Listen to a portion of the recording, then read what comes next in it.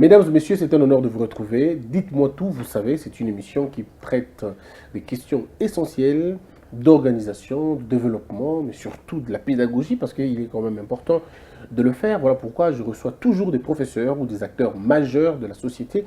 Ce sont avec ces personnes-là, ou avec des personnes-là que nous discutons, parce que nous estimons qu'il faut trouver un peu de la profondeur là-dessus. Aujourd'hui, nous recevons le professeur José Mvoto. Il est cadre dans une chaîne de la place, CCTV, mais en même temps, le professeur Mvoto, c'est un journaliste à la base, un écrivain, il a une plume superbe, il écrit très bien des tribunes qui ont souvent fait le plaisir de beaucoup de lecteurs, mais en même temps, c'est un cadre de chemin de la paix, un mouvement qui accompagne le docteur Denis Mukwege dans sa lutte contre l'impunité et surtout les victimes de violences sexuelles à l'est de la République que vous connaissez très bien.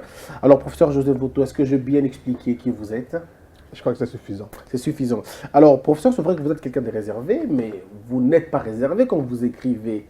Alors, comment se fait-il que quand vous parlez, on a comme l'impression que en parlant, vous avez beaucoup plus de gants, beaucoup plus de retenue, beaucoup plus de recul, mais en écrivant, on sent que là, vous êtes pertinent, assez provocateur parfois, tranché. C'est quoi ce contraste? D'abord, moi, je suis professionnel de médias, et les médias commencent par la presse écrite. Oui. Je crois que la presse écrite, c'est la base de tout. Donc, quand on a maîtrisé la presse écrite, on peut tout faire. On peut faire la radio, on peut faire la télé, parce que tout ce que nous disons, c'est d'abord écrit. Ça, c'est de un. De deux, je fais la presse écrite dans ma jeunesse, quand j'ai terminé l'université, et j'ai pris de recul depuis, j'enseigne l'audiovisuel, je suis dans l'audiovisuel, mais c'est il y a quelques mois seulement que j'ai recommencé à écrire. Mais alors, j'ai ouvert un créneau que j'appelle des chroniques. Des chroniques, c'est aussi un enseignement que je donne, la description. Mais cette aventure dans la chronique, c'est que j'ai enseigné ça pendant plusieurs années, la description, parce que même notre presse est un peu pauvre en matière de description. Oui. Même ce que nous appelons reportage à travers l'audiovisuel, c'est généralement pas de reportage, c'est des comptes rendus. Donc il n'y a pas de description. Et je peux vous donner une indication. Lorsque notre aîné, professeur Kinké, les softs, lorsqu'il écrit, vous sentez la description. Quand vous lisez, vous étiez avec lui dans le même événement, mais quand vous le lisez, après vous dites, mais moi, je n'ai pas vu ça.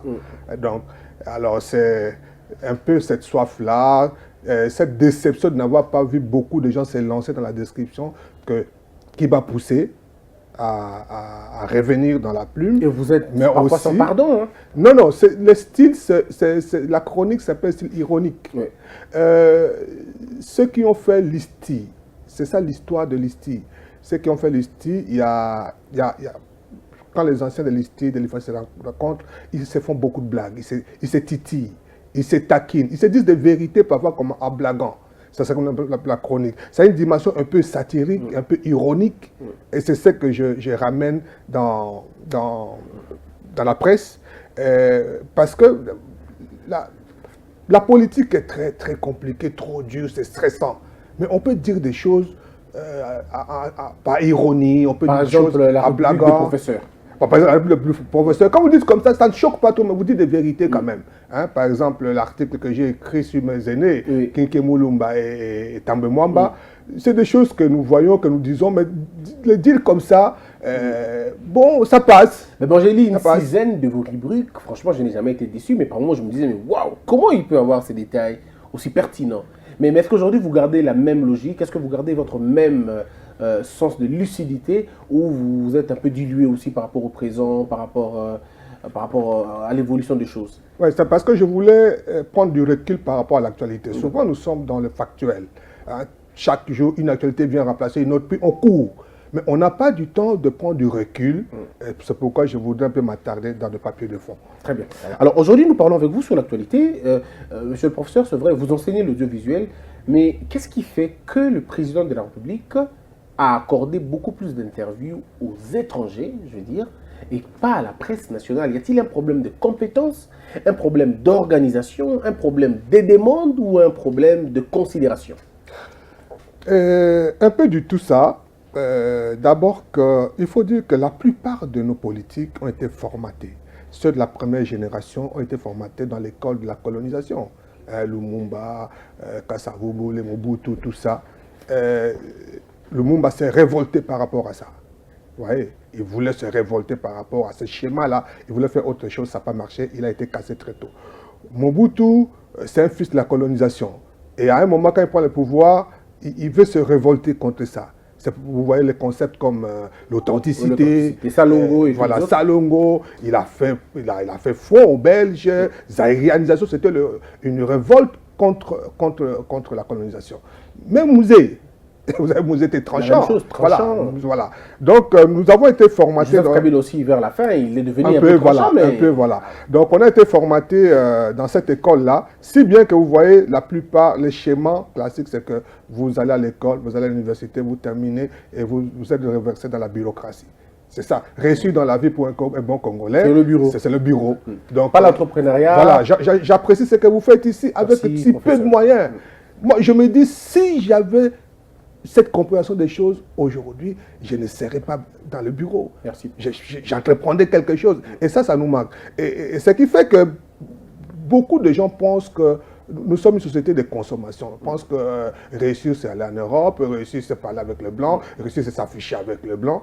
Et je crois que c'est ça aussi qui a rattrapé les... Est-ce que le président n'est pas dans la logique de tous les autres présidents africains qui veulent d'abord, quand ils passent des communications, ils veulent un peu comme qui dirait, rendre le compte à l'étranger, dire aux autres que j'existe, vous pouvez compter sur moi. C'est pas une erreur. C'est justement ça. Pourtant, il a reconnu. Oui. Il a reconnu au tout début, pour se rattraper, il a appelé la presse congolaise à Bounia, et je crois que la leçon était... Mais qui ont voyagé dans de très mauvaises conditions, en tout cas. Très mauvaises conditions, je crois que beaucoup de gens ont refusé d'y aller. Oui. C'est qu'ils ne le feraient pas avec les journalistes de RFI. Exactement, ils ne le feraient pas. Voilà, donc on est formaté et on est complexé, et alors que cette question-là, c'était une question nationale. Et jusque-là, il n'avait jamais pris la parole pour expliquer aux Congolais, pour expliquer à la presse. Il devait convoquer la presse, expliquer à travers la presse aux Congolais ce qui se passe, mais plutôt, il va s'ouvrir ailleurs. C'est une déception. Autre chose parlant de la presse, vous savez que moi, personnellement, je suis très, très révolté. Vous n'avez peut-être pas fait les journalismes classiques à l'école, nous qui avons été à l'ISTI, à l'IFASIC, pour ne prendre que ces cas-là. Lorsque vous terminez, lorsque l'arrêté, les décrets qui organisent, les décrets du Premier ministre qui organisent les cabinets de ministres, les décrets disent ceci: dans un cabinet ministériel, il y a un directeur de cabinet, il y a un directeur de cabinet adjoint, il y a 7 conseillers, dont un conseiller juridique et un conseiller financier. Vous voyez, les autres conseillers sont les autres conseillers techniques. On fait une ligne. Un autre arrêté qui dit personnel d'appoint, c'est le secrétaire de cabinet, les protocoles et l'attaché de presse. Parce que c'est important. Parce que ce n'est pas important. Ça veut dire quoi? Ça veut dire que de jeunes gens qui terminent, celui qui termine en droit à l'UNIKIN, qui est engagé tout dans un cabinet, il est conseiller juridique. Il est cadre politique. Celui qui a terminé en finance à l'UPC, il est cadre aussi. Il est conseiller financier, il est cadre aussi. Mais celui qui a fait la communication à l'UCC. Ce n'est qu'un personnel d'appoint. Celui qui a fait la communication à l'IFASIC, malgré son diplôme, malgré sa compétence, il est attaché de presse. Mais ça, ça donne de l'ignorance de nos politiques, de ce qu'est la communication. Vous savez, aujourd'hui, la communication, c'est les dernières nées de science, avec l'informatique. Hier, un homme d'État, un homme d'affaires a comme proche collaborateur d'abord son avocat. Aujourd'hui, les proches collaborateurs, c'est l'avocat et les conseillers à communication. C'est très important. Tu ne peux pas faire les affaires. Tu ne peux pas être un homme important, une star. Aujourd'hui, vous voyez, aujourd'hui, c'est de plus en plus, même les entraîneurs, dans des conférences de presse, il a besoin d'un coach, il a besoin d'un conseiller à communication. Parce qu'il y a des mots qu'on dit, il y a des mots qu'on ne peut pas dire, aujourd'hui, des attitudes à prendre. Et vous avez vu l'ampleur que la communication prend au travers le monde. Tous les outils qui viennent. Mais l'homme politique congolais continue à fonctionner comme en 1980. Alors, monsieur le professeur, rentrons dans le but, dans le vif du sujet, de votre œil de professeur qui enseigne l'audiovisuel, de votre œil d'un journaliste rodé, est-ce que vous avez vu la sortie médiatique du président comme un échec du point de vue de la forme Et est-ce que vous voyez la communication du président, une communication professionnelle ou c'est une communication amicale des amis qui se mettent ensemble et discutent sur ce qui doit être fait? Je suis très embarrassé par cette question, d'autant plus que j'ai beaucoup de respect pour les amis qui travaillent à la présidence, notamment notre aîné Kasongo Mema, qui m'a enseigné. Il fut assistant à l'ISTI, comme moi j'entre à l'ISTI, qui est professeur aujourd'hui. Il est professeur à Lumbashi, on se fréquente. Les autres, pour la plupart, hein, c'est des amis avec qui on a étudié, que je ne citerai pas ici. Toute l'équipe là, on a étudié, soit ce sont mes étudiants, soit ce sont mes collègues, soit ce sont mes enseignants. J'ai beaucoup de respect pour eux. Je ne voudrais pas vraiment me prononcer là-dessus, mais puisque c'est une question qui concerne nous tous, puisque vous me posez la question, je vais quand même ouvrir un pan. Sur le plan de la forme, le président de la République, on peut lui reprocher tout qu'on le reproche, diplôme, parcours, tout ça, mais est-il qu'il a eu l'avantage d'avoir grandi, parce qu'il a pratiquement grandi en Occident, il a le verbe facile et il a le mot, il n'y a pas de problème, il n'y a pas de reproche là-dessus. Il a un bon discours sur le plan de la forme. Ce que je n'ai pas apprécié, c'est l'adresse à la nation de 5 minutes, que j'ai difficile en tant que scientifique à classifier. Est-ce un clip? Voilà, donc j'ai difficile à classifier. Est-ce que c'est une adresse à la nation? On sait comment les chefs de l'État s'adressent à la nation. Est-ce que c'est un clip? Parce que dans cette adresse, il y a de la musique de fond. Ou un spot de motivation peut-être. Voilà, donc j'ai difficile à classer ça. Je ne sais pas pour quelle motivation ils ont conçu ça. Mais ce n'était... Il faut innover, mais je crois que c'était un peu... sur le plan de la forme, je n'ai pas beaucoup apprécié. Maintenant, la sortie qui a suivi, les 2 sorties qui ont suivi pendant son voyage en Occident, comme je dis sur le plan de la forme, c'était appréciable. Hein? Il fait face, parce que ce n'est pas facile de faire face aux journalistes, et surtout des journalistes occidentaux qui vous harcèlent avec des questions, tout ça. On a vu par le passé comment le président de la République était embarrassé, comment quand il prenait la parole, nous, on avait des crampes dans le ventre, bon, mais quand même. Hein, là, en tout cas, le président de la République, sur le plan de la forme, sur le plan des expressions, c'est bon. Sur le plan du fond, la dernière sortie, il y avait quand même beaucoup de problèmes. Okay. Beaucoup de problèmes. D'abord, notamment dans la question concernant le 15 millions. Je crois qu'il a été poussé à dire un peu plus. Que ce qu'il devait dire. Ce qu'il devait dire. Je crois qu'il s'est prononcé sur ça. Il a qualifié cette infraction, ce qui a fait beaucoup de remous en interne au pays, ce qui n'a pas non plus arrangé l'image de Congolais à l'extérieur. Quand c'est les chefs de l'État qui disent que chez nous, c'est comme ça se passe comme ça, c'est des copes, chez nous, c'est pas si grave que ça. Est-ce que ce n'est pas le mot de trop? Est-ce que ce n'est pas péjoratif quand il dit légal? Mais chez nous, c'est légal quand on sait que chez nous, c'est vrai que même s'il n'y a aucun code, il n'y a aucun article du code pénal qui réprime effectivement la rétrocommission, mais c'est un acte immoral. Ouais, c'est un acte immoral. Les chefs de l'État, c'est quand même... le premier diplomate, c'est quand même celui qui vend l'image du pays. Il n'aurait peut-être pas utilisé ce terme illégal, peut-être. Illégal, et puis prouver que c'est normal dans ce pays-là, ça passe comme ça. Donc, c'était pas bon, une bonne image du Congo qu'il vend. Et puis de 2, par rapport à ces dossiers qui étaient évolutifs, par le passé, il a toujours dit la justice s'en occupe. La justice, entre de faire des enquêtes, on attend la justice, et je crois que c'était un bon discours. Mais là, il est allé un peu plus loin. Et une autre chose, par rapport à tout ce qui s'est passé avant, où il a dit « je ne vais pas fouiner dans le passé ». C'est même de ça qu'on va parler tout à l'heure, quand on va parler de fouiner, monsieur le professeur, mais on va terminer le parcours du discours du président. Quand le président parle, par exemple, de l'armée qui traite de... Il ne connaissait pas beaucoup, et quand il est maintenant président, il a une autre image de l'armée qu'on exagère assez souvent. Est-ce que ce sont des propos qu'un président devrait tenir? Bon, ça dépend. Est-il sincère? Je crois qu'il est sincère. C'est sa compréhension. C'est ce qu'on lui a présenté depuis qu'il est président, depuis qu'il est le magistrat suprême. Vous voyez, avant, il était loin des militaires. Et maintenant qu'il est proche des militaires, et il est entouré de ces militaires-là, et ces militaires-là ont vendu une bonne image d'eux. Est-ce qu'il n'est pas formaté? Est-ce qu'on n'essaie pas de le formater? Je crois qu'il s'est laissé emballer par les discours. Oui. Ouais, par les discours, parce que la configuration n'a pas changé. Hein. C'est le même chef d'état-major général, c'est le même inspecteur de l'armée, ce sont les mêmes. certains, beaucoup parmi eux, ont été l'objet de beaucoup de critiques. Et ils ont maintenant l'occasion de parler en face avec le président. Ils ont pris beaucoup de temps. Ils ne peuvent vendre qu'une bonne image. Ils ont donné leur version. Voilà, leur version. Et ce qui est en contradiction avec la version de l'opinion nationale. Et même des rapports internationaux. Voilà, et des rapports internationaux, et même de l'opinion internationale. Donc, je crois qu'il doit prendre du recul. Et c'est ça qui l'a amené, parce que lorsqu'on parle de ces militaires-là, surtout les officiers supérieurs, les officiers généraux, pas tous.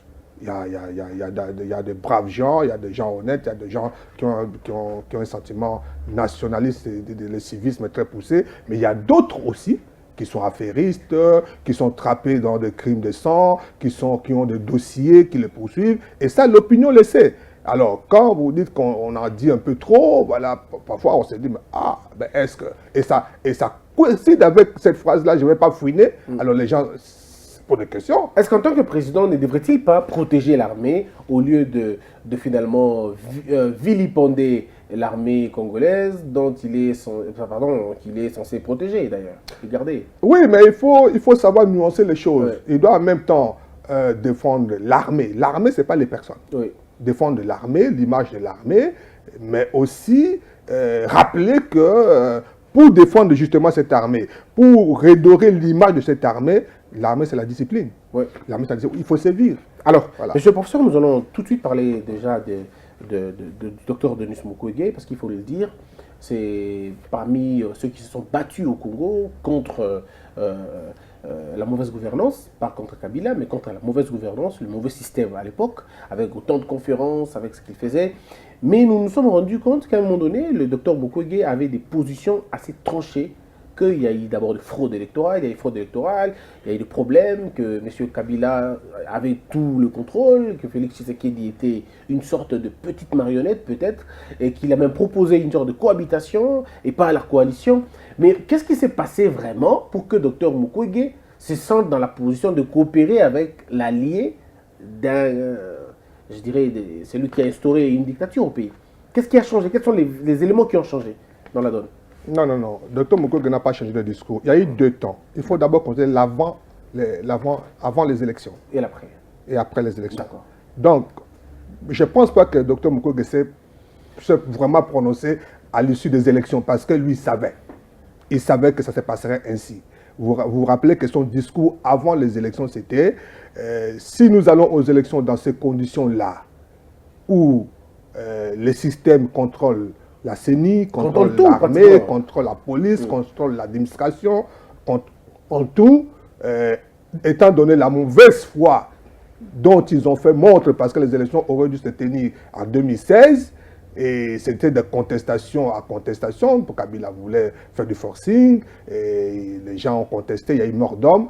Mukwege avait toujours dit, il faut que ce système-là soit déplacé avant qu'on organise les élections. C'était ça son discours. Et donc, l'issue de ces élections, ça ne l'étonnait pas. Et les contestations qui ont eu lieu après, il ne s'est pas prononcé clairement, mais il s'est tué. Mukwege s'est tué pendant longtemps. Depuis presque novembre, décembre, depuis après les élections, il ne parlait plus. Parce que je crois, j'ai discuté un peu avec lui, mais je crois qu'il était un peu dessus, que tout ça, ce n'était que pour ça. Mais on a eu ces élections-là, on a ces résultats-là. Comme je dis toujours, on ne peut pas jeter l'eau de bain et les bébés. Il y a un bébé qui est là, quelle que soit la façon dont ce bébé est né, c'est notre bébé, il faut le protéger. Et donc quel que soit l'eau évolué. Voilà, quelle que soit l'eau de saleté qui était, on jette l'eau, on regarde le bébé. Donc il faut évoluer. Et même vous avez aussi évolué, professeur. Vous étiez aussi à un moment donné assez tranché, mais j'ai comme l'impression que vous évoluez aussi un peu. Oui, moi plus tranché que Mukwege. Oui, plus tranché que Mukwege. Mukwege, moi, il était très réservé. Oui. Moi, je suis parmi de ceux qui pensaient que ce résultat-là, c'était pas celui qu'on attendait, parce que, par exemple, un indicateur, jusqu'aujourd'hui, ces résultats n'ont jamais été publiés.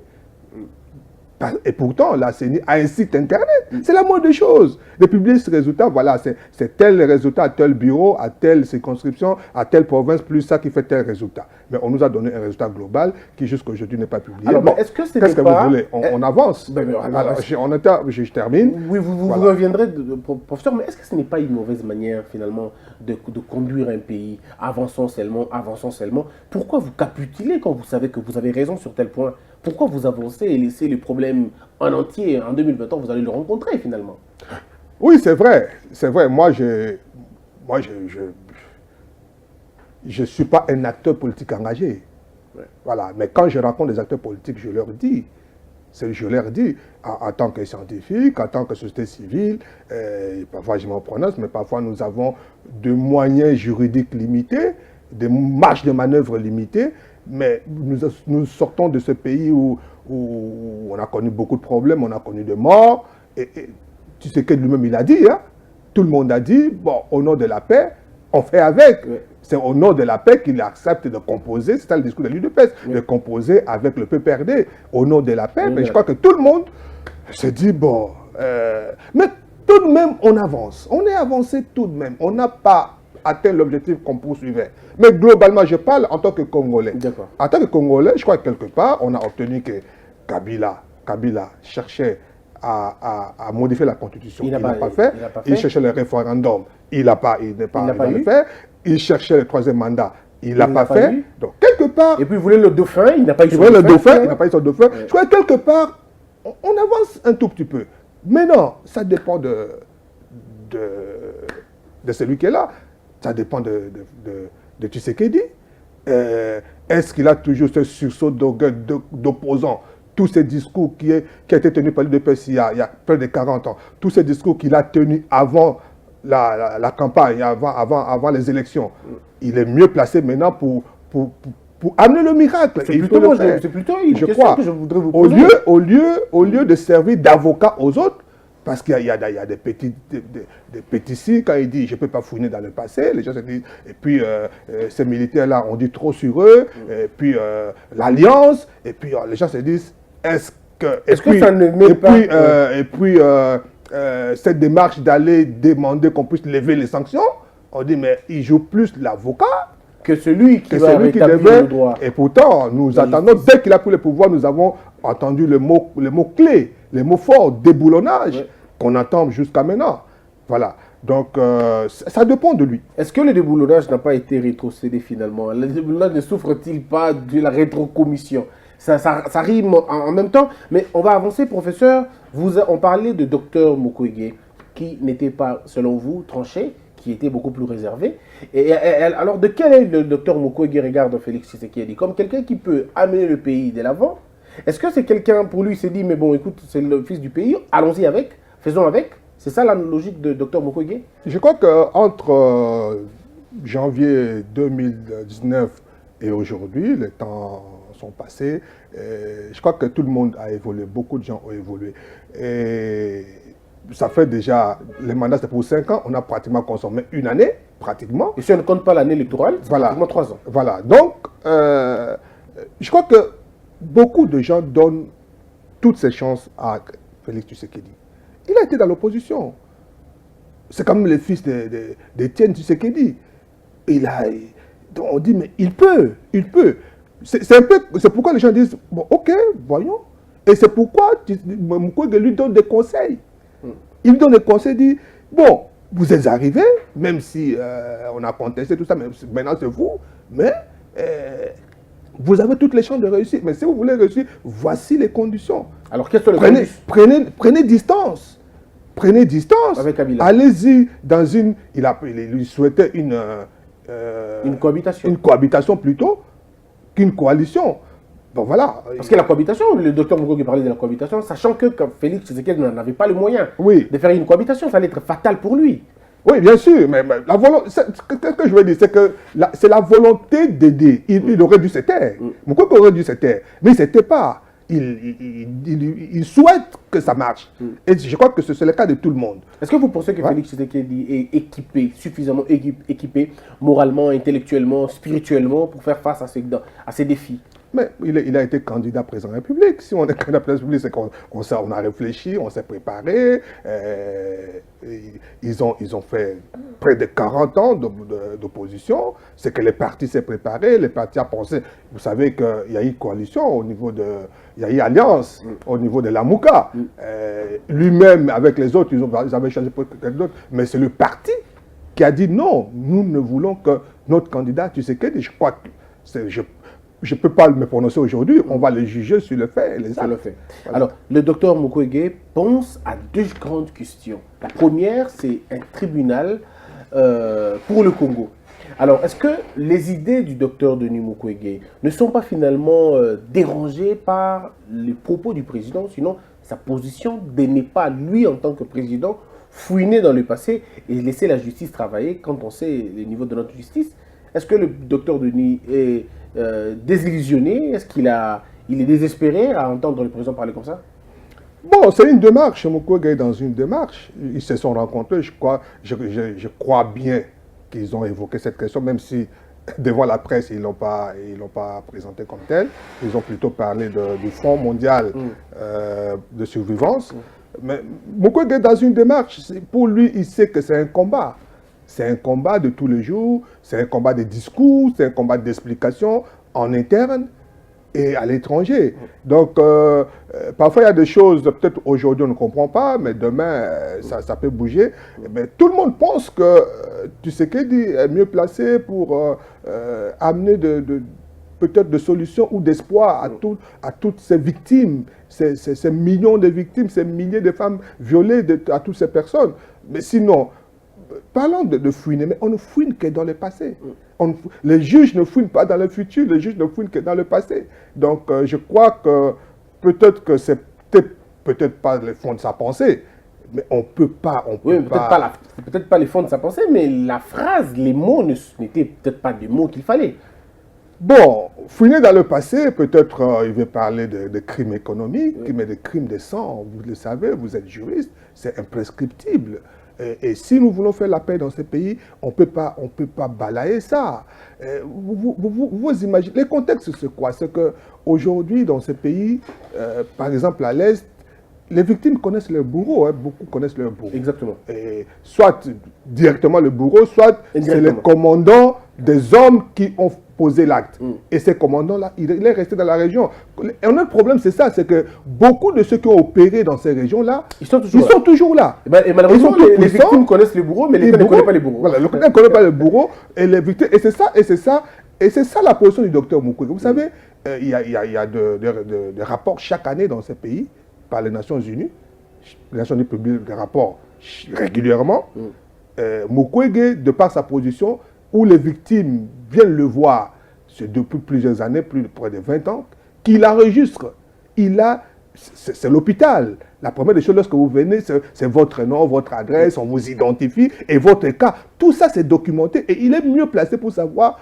Il subit ça moralement. Il a le poids de près de 50 000 cas qu'il a eu à traiter. Il en a fait même un livre. Voilà, donc, il n'y a que beaucoup de qui connaissent mieux ces cas-là, à part les Nations Unies. Peut-être mieux que les Nations Unies pour les victimes de violences sexuelles. Les Nations Unies, c'est un peu transversal. C'est que l'État ne fait pas. Vous êtes journaliste, vous n'êtes pas au courant des rapports que le gouvernement congolais, malgré les structures d'accompagnement, comme les conseillers en matière de violences sexuelles ou ceci, cela, ou même le ministère des droits humains, il n'y a pas de rapport devant la presse chaque année, ou des rapports publiés, documentés chaque année sur les cas de violation des droits de l'homme. Mais je n'en connais pas. Qu'est-ce que vous répondez à ceux qui pensent que le docteur Denis est un pion des Occidentaux, c'est un bras séculier des impérialistes, et qu'il a profité de cette histoire pour se taper un nom à l'international? Il a gonflé les chiffres. Ce n'était pas vrai, tout ce qu'il disait. Voilà pourquoi l'administration passée ne lui donnait pas tout le crédit qu'il fallait. Vous savez, lorsque nous parlons de ces choses, nous devons réaliser qu'il s'agit de vie des gens. Et en parler avec autant de légèreté, c'est manquer même l'humanité pour ces gens. Manquer l'humanité. Malheureusement, nous, les journalistes congolais, on n'a peut-être pas assez de moyens, peut-être pas assez de volonté pour documenter ce qui se passe dans l'Est. Vous savez que dans ces régions-là, il y a des gens qui ont vu leurs femmes violées dans leur présence. Il y a des gens qu'on a enterrés vivants. Il y a des enfants qu'on a violés. Il y a des enfants qui ont vu leurs parents violés. Il y a des parents qui ont vu les enfants. On appelle tous les villages et on assiste au viol. Et lorsqu'on en parle comme ça, c'est manquer du cœur. J'ai entendu encore ce discours de Mme Janine Mabunda, qui était hier conseillère en cette matière, aujourd'hui président de l'Assemblée, qui continue à faire croire qu'on exagère, on a fait un fonds de commerce. Mais allez à Panzi, allez visiter ces gens, allez parler avec eux. Ce n'est pas des chimères, ce n'est pas des Mais pourquoi le docteur Mukwege n'associe pas la presse nationale pour essayer de voir ces choses, pour qu'on essaie de relayer les informations? Pourquoi, quand il doit parler, c'est la presse internationale qui lui donne le crédit? Non, c'est faux. Le plateau pour en parler. C'est faux. Vous êtes déjà allé à Panzi, on vous a interdit de filmer, de parler, de poser des questions. On n'a jamais reçu une invitation non plus. Hein. Non, mais est-ce qu'il faut une invitation? Ceux qui viennent à Panzi, on ne les invite pas. Le monde entier vient à Panzi, on ne les invite pas. Qu'est-ce que Mukwege a vécu? Mukwege, en fait, c'est une ironie de l'histoire, permettez que je le dise ici. Mukwege, un jeune médecin à l'Emera. Vous savez, l'Emera, c'est quoi? C'est la première attaque de l'AFDEL. Exactement. Donc, lorsqu'on parle de l'AFDEL, lorsqu'on parle de l'Emera, l'Emera, c'est un hôpital, c'est une localité. Et c'est là où Mukwege travaillait. Donc, la vie de Mukwege, son histoire est liée à la guerre au Congo. Et c'est quand l'AFDEL attaque un hôpital, ils balancent les malades par terre, ils pillent l'hôpital, ils prennent de matelas de malades, ils prennent le véhicule de l'hôpital. C'est comme ça que l'AFDEL a commencé. Et Mukwege fouille. Il s'exile et puis finalement, longtemps après, il revient. Il ne peut plus travailler à l'Emera, c'est pourquoi il se délocalise à Panzi, à Bukavu, dans la périphérie de Bukavu. Et c'est là où il commence à travailler. Et il remarque lui, il travaille normalement. Mais il remarque que de plus en plus, il y a des cas de viol. Il croyait que c'est des cas isolés. Et il se rend compte que la guerre s'est stabilisée, l'AFDEL a Kinshasa, mais les viols continuent. C'est ainsi qu'à un moment, il est excédé, et il a jeté le bistouri. Il a commencé à parler. Il a commencé à parler à Bukavu. Et comme le contexte ne s'y prêtait pas, il a commencé à voyager. Il a rencontré des gens qui avaient subi le même cas à l'étranger. Aux États-Unis, des femmes qui ont été violées, les causes étant les mêmes, se sont rencontrées. Et ces femmes, ces associations-là, l'ont amené pour qu'ils puissent porter ces discours. Avec les financements étrangers, on va le dire. Mais alors, c'est des ONG. C'est parce qu'on avait fermé les portes ici au Congo, personne ne voulait financer ces recherches, son boulot. On parle de financement, je vous parle des ONG, des victimes de viols, qui pensent que nous partageons la même douleur que ceux qui sont à Panzi, qu'on soit blanc, qu'on soit noir, c'est la même cause. Ce sont eux qui ont aidé Mukwege à porter cette cause plus loin. À partir de quand la diversité... Mais c'est pas une affaire d'argent. Mais à partir de quand il y a une adversité entre lui et Kabila? Disons, lui et le système de Kabila. Pourquoi n'étaient-ils pas ensemble? Pourquoi il n'a jamais été reçu par le président Kabila à l'époque? Mais quand je vous dis que la genèse de cette affaire, c'est l'AFDEL, vous voyez le rapport de cause à effet. Et donc directement, c'était pris comme ça, même jusqu'à quand on est primé, quand on a un prix Nobel de la paix, on ne vient pas, on ne nous remercie pas. Vous trouvez ça toujours dans le cadre de l'AFDEL? Ou c'était autre considération? Ou alors le régime de Kabila avait d'autres informations sur le docteur Mukwege? Je ne sais pas, mais c'est à eux de le dire. À un moment, on lui a prêté intention qu'il voulait être candidat, par exemple, tout ça. Que le bloc opératoire ne lui suffisait plus, il fallait maintenant aller faire la politique. Moi, j'ai été conseiller en communication de Mukwege. Mukwege, on l'a connu aujourd'hui, mais ça fait près de 10 ans que je travaille avec Mukwege. Un jour, je suis tombé sur un discours qu'il a prononcé aux Nations Unies et devant mon ordinateur sur Internet, mais j'étais bouleversé de voir un Congolais. Il y a encore des Congolais qui parlent comme ça. C'est ce que j'ai commencé à m'intéresser à lui. On s'est rencontrés et on a commencé à travailler ensemble. Mais c'est un Congolais. Moi, j'ai discuté longtemps avec le docteur Mukwege. Il n'a jamais eu l'ambition de devenir président dans ce pays. Au contraire. Moi, je l'ai interviewé une fois, mais il m'a paru qu'il voulait à un moment donné devenir... Il en a le profil. Moi, je suis parmi ceux qui voudraient bien. J'en ai discuté longtemps avec lui. Je lui ai dit, mon discours, c'est toujours, mais docteur, pourquoi pas? Je lui ai dit, docteur, vous continuez à traiter les femmes. Ça fait 20 ans que vous les traitez. Si rien n'est fait, si la solution n'est pas, on n'attaque pas le problème à la base. vous continuerez à soigner les femmes, vous allez vieillir, vous allez mourir, vous laisserez des femmes violées. Il faut changer les paradigmes. Il faut changer les paradigmes. Oui. Mais je ne pense pas que foncièrement, il a été convaincu, il est toujours convaincu. Je ne pense pas. Mais je pose la question. Qui pense qu'il est plus compétent, plus congolais, plus nationaliste que Mukwege pour être président dans ce pays? Donnez-moi un nom plus que Mukwege dans ce pays. Qui a le profil plus que Mukwege? De par sa formation. Il n'a pas non plus le profil plus que tout le monde, hein? Mais il est congolais. Ben oui, il est congolais. Il a toutes les qualités que tout le monde peut avoir les qualités. Il est professeur. Vous êtes professeur. Il est congolais. Alors quand on dit il est médecin qui s'occupe des femmes, alors vous êtes quoi? Lui, il est professeur d'université. Il est médecin. Alors vous êtes quoi pour être président? Si lui ne peut pas le devenir, vous pensez qu'il n'a pas le profil parce qu'il est médecin, parce qu'il est professeur d'université, qu'il reste là. Vous êtes allé quel profil pour être président plus que lui? Ça, c'est lui qui est réservé. Moi, je serai à sa place, j'exprimerai clairement mes ambitions. Alors, mais on va avancer, professeur. Il parle du tribunal pour le Congo. Mais les gens estiment que le professeur, voilà pourquoi on dit qu'il est toujours avec les Occidentaux. Parce que quand il parle du tribunal pour le Congo, d'aucuns estiment que le docteur continue cette sorte de lobbying de l'intérieur maintenant. Il veut encore amener une sorte de CPI au Congo quand on sait que le tribunal de Yougoslavie a échoué, le tribunal de Rwanda a échoué, les tribunaux internationaux, pratiquement tous, ont lamentablement échoué. Est-ce que le docteur n'est pas finalement piégé par sa bonne foi? D'abord, il ne faut pas dire que tous ces tribunaux ont échoué. Partout où il y a eu génocide, Cambodge, partout où il y a eu des crimes de guerre, des crimes atroces, Yougoslavie, Sierra Leone, Rwanda, partout, on a toujours proposé un tribunal spécial. Le cas de Congo est encore plus particulier, d'autant plus que, vous savez que c'est la guerre que nous subissons depuis près d'un quart de siècle. Certains l'ont appelée la Troisième Guerre mondiale. Parce que dans ces pays, des étrangers ont défilé. Des Rwandais, des Burundais, des Ougandais, des Angolais, des Tchadiens. Mais tous ces gens sont responsables de ce qui s'est passé. Il y a des troupes qui ont tué, il y a même des commandants identifiés, étrangers qui ont tué. Mais ces gens-là, on va les juger comment?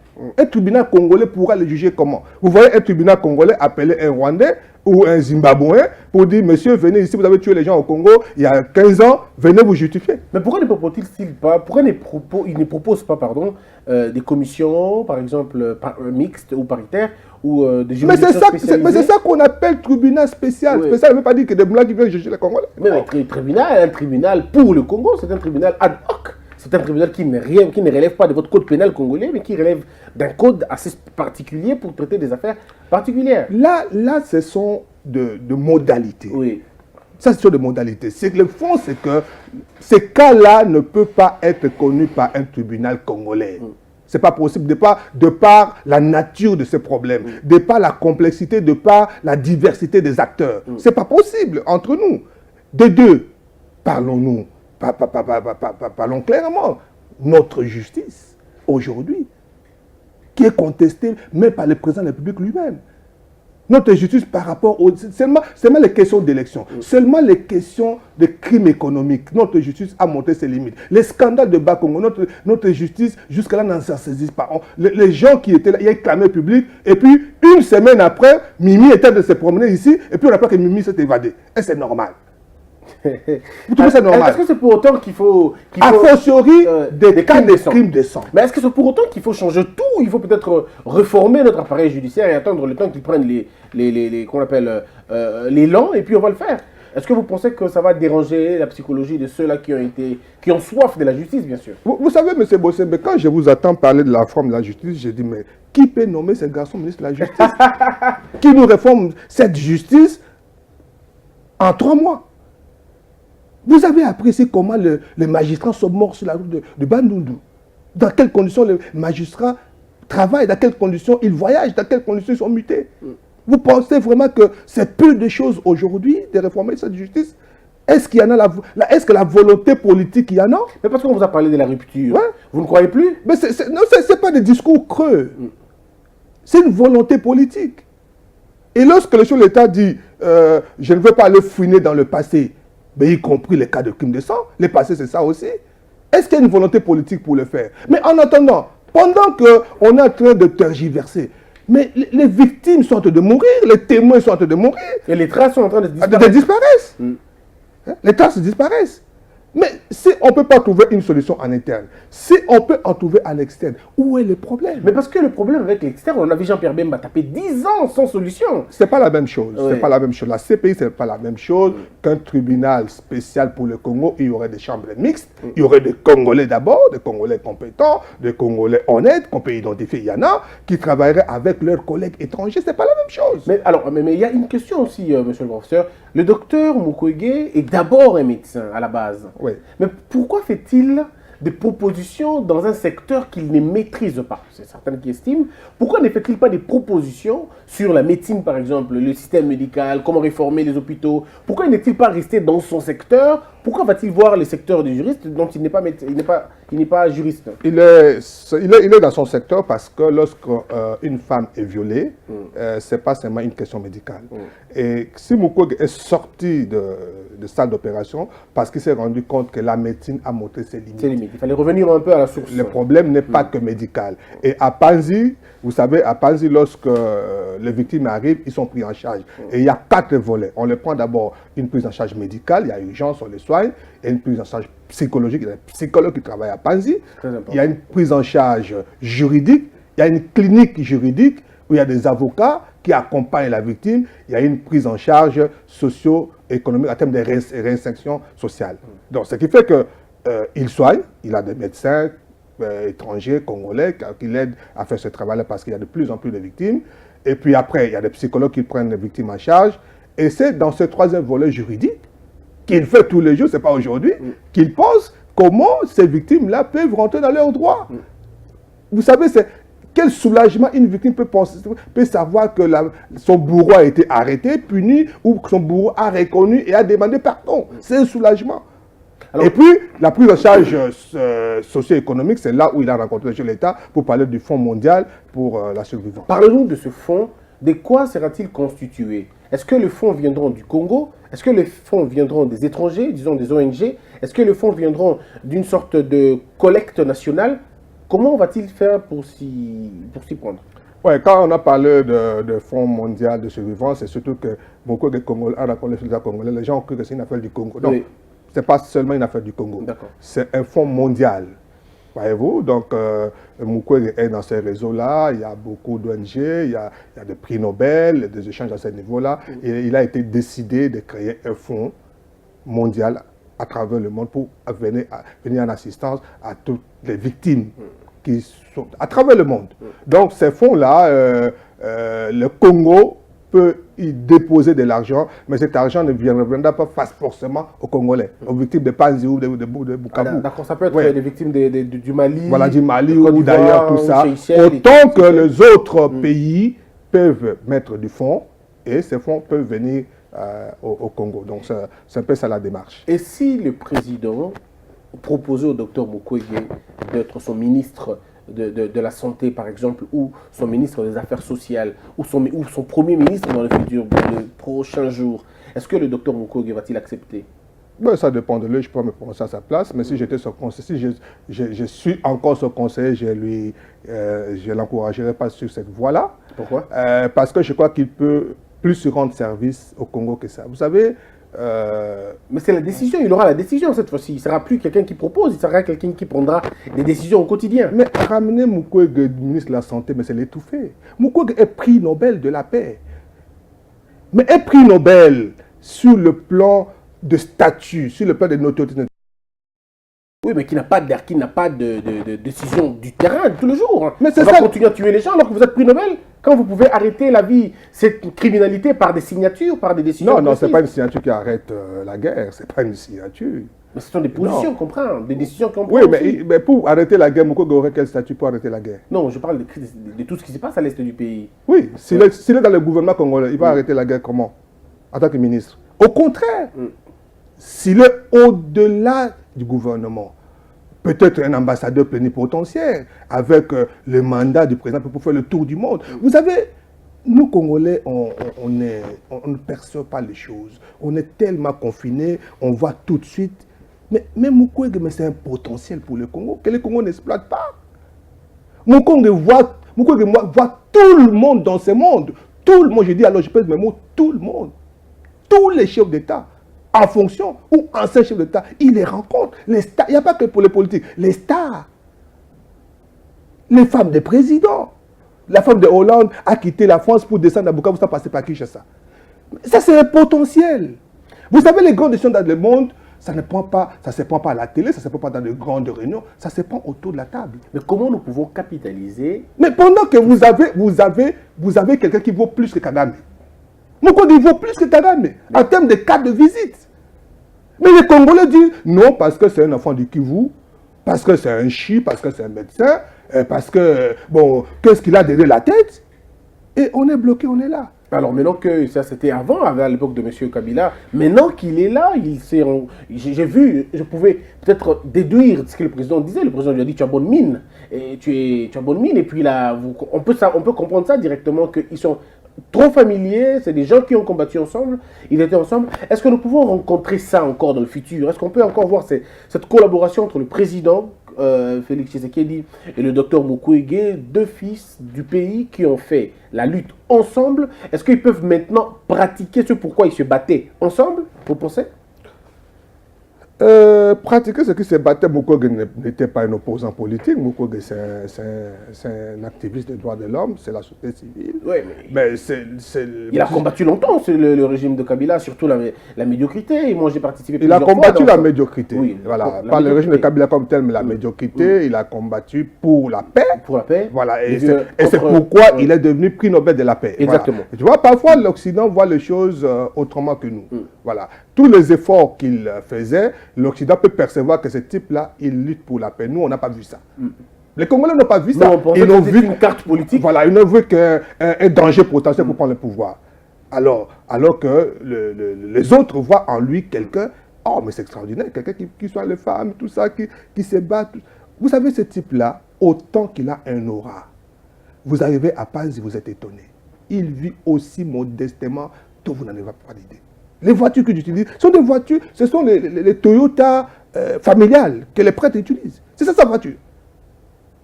Il est prisonnier à l'hôpital, il vit à l'hôpital, il vit comme ça. Tu ne peux pas t'imaginer. Et c'est là où il prend le téléphone de tous les présidents du monde.